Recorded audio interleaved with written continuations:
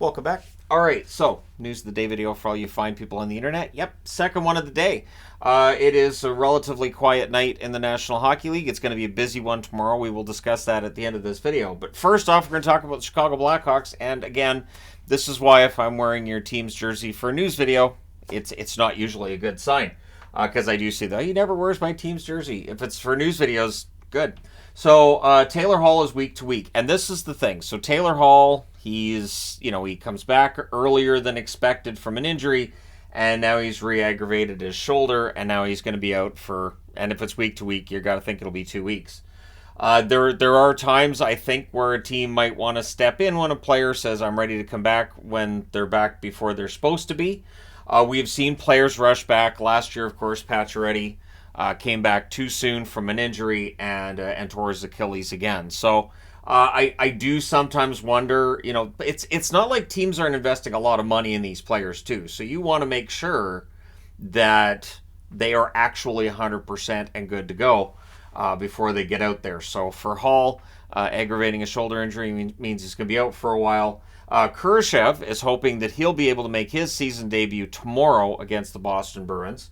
That will not make up for the loss of Taylor Hall. I do wonder how Chicago's going to change up their lineup to make up for that loss. But again, Bedard, they signed guys. They tried to get, this basically protection around him, guys that can mentor him.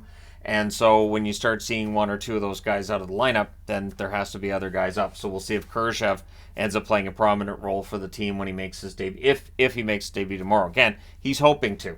He should, but until he's actually cleared and we know for sure, it's on the maybe pile. Sam Gagner has signed a contract with the Bakersfield Condors. So this is how you know that Gagner is still playing for the love of the game, in that he's signing an AHL contract, not an NHL contract with the Oilers.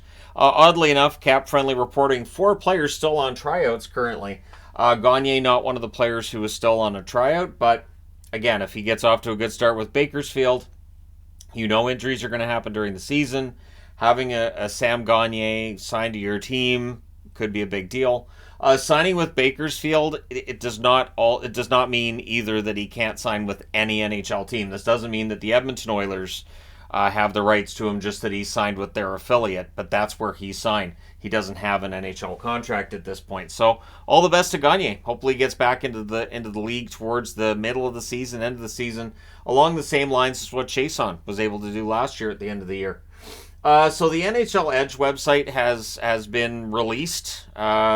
And I haven't gone through it yet, but I've already seen reports that the data may not be 100% accurate. So when you get into the skating speed with players from one year over another, some of the stats, some of the data, it just seems a little bit odd, a little bit off maybe. So I'm not gonna slam it or anything. That's just when you first get something running like that, it makes some sense that you might have some issues. Plus, some of this tracking stuff is brand new, so there's probably some kinks that had to get worked out and all that, but I think it's great. I think it's great that you can look and see what skating speed is for players and where they take their shots from and everything.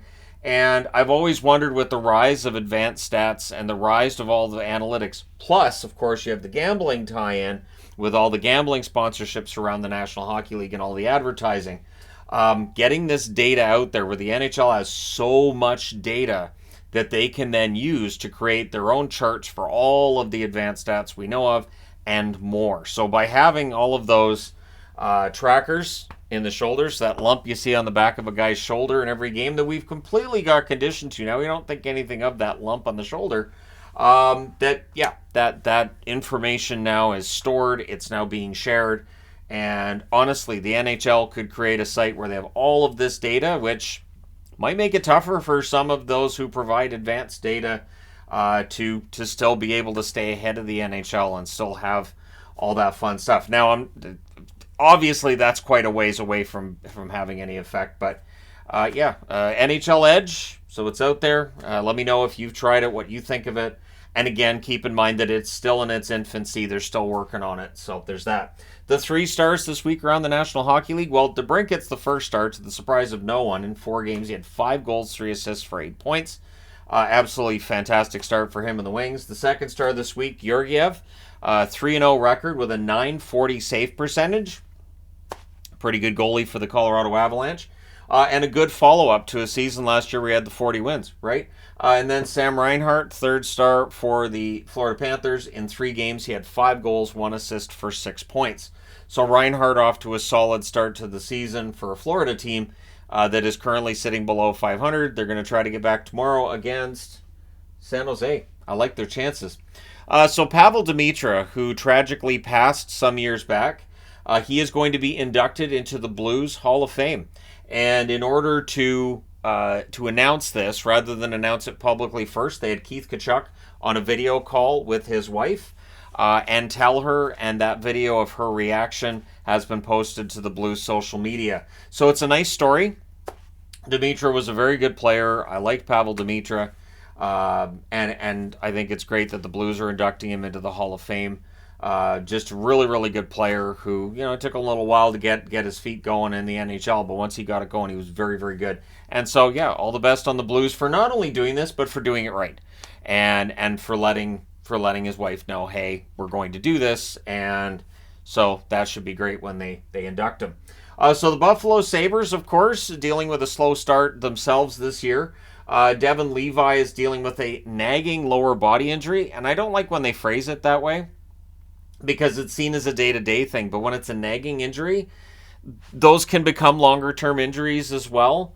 And for Levi, I feel like there's a lot of pressure on him. That's why I'm still kind of surprised Buffalo didn't get a veteran goaltender. And I'm not saying that as a negative towards Comrie.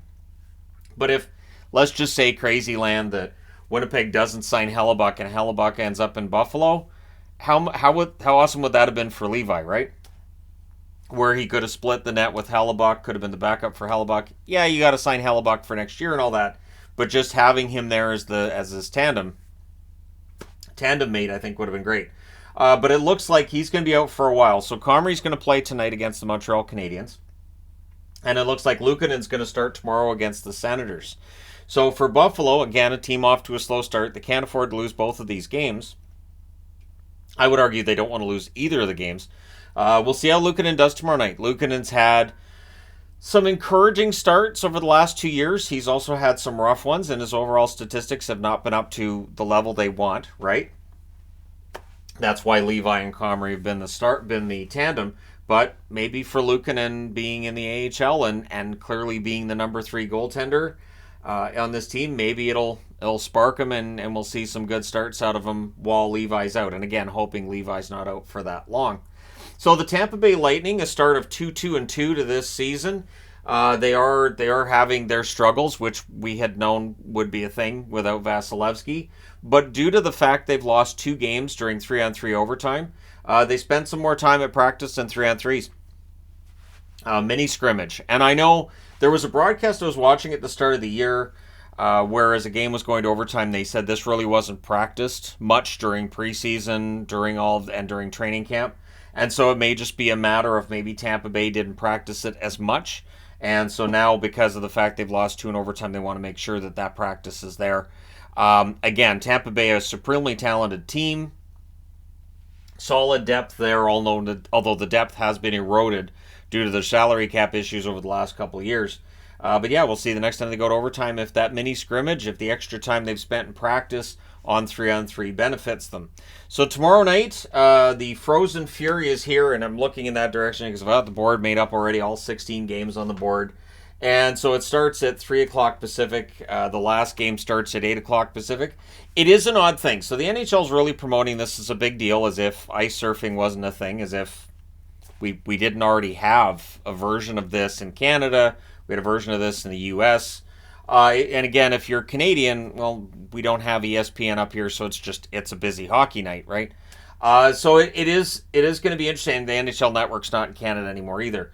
So the Frozen Fury hype is also being met with a lot of comments underneath the hype on social media regarding a balanced schedule and asking. So you've got one game tonight, you've got one game the day after. So there's one game on Wednesday. I'm going to a concert tonight. If I wanted to go to Wednesday, I might, sure.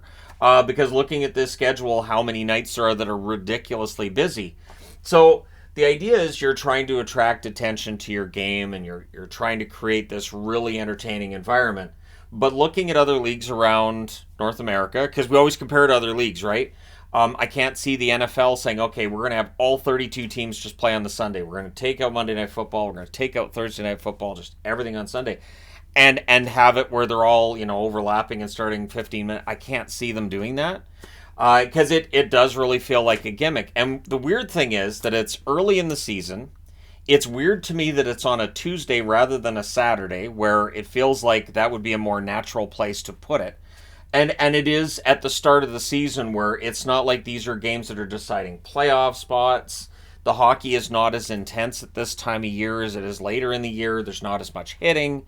And again, at the end of the night, you don't look and go, wow, there were 16 games and these teams ended up with playoff spots. They clinched tonight, or, where we saw seedings change. It's early in the year. We're 4, 5, 6 games into the season for these teams, and it's a Tuesday.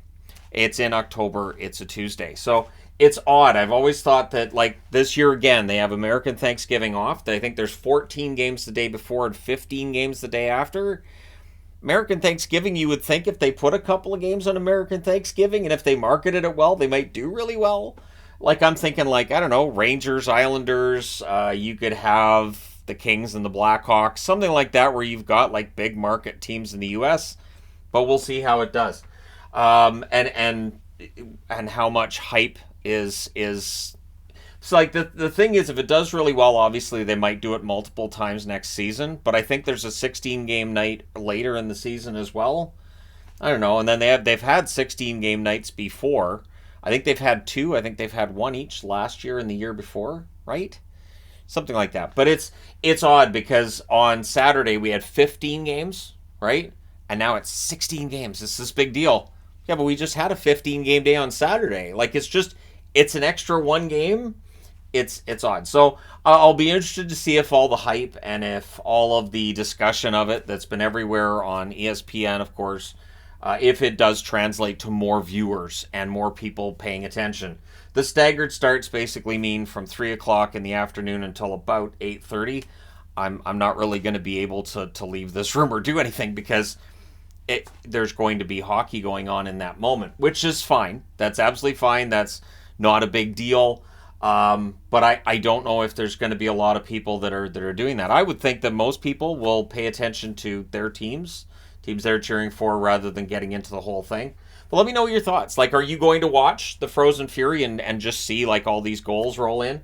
That's one argument that I've always had, is that, when you just get the goals from the game, you're not getting the feel of the game. It doesn't really tell you necessarily how the game is going. It's one of the reasons why I do enjoy doing the review / recap videos, just to try to add some more to what is essentially, in this day and age, a highlight reel age with sports. Here's all the highlights, and then it can sometimes lose what was the nuance of the game. And I know, and going back to football, it can really not show you the nuance of the football.